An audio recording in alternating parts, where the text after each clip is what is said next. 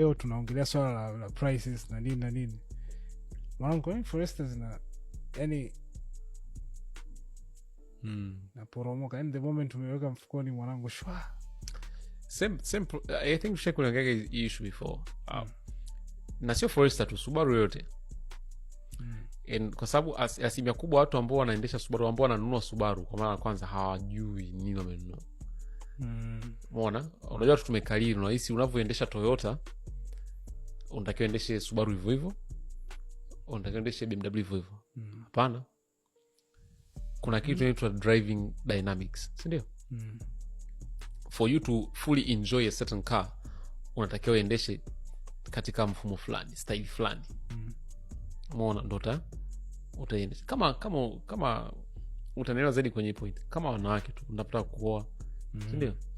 Kwamba bwana mwanamke mimi namuoa na nitaishi naye kwa style. Ukaishi tofauti na style ambayo unaona ni ideal, umeenda tarudi benchi. Si ndio? Kwa it's the same thing hata kwenye Subaru. Watu wengi ambao wanakuwa wananunua Subaru wanaziendesha tofauti na zinavyotaka. Kwa hiyo zinaishia kuwaletea matatizo.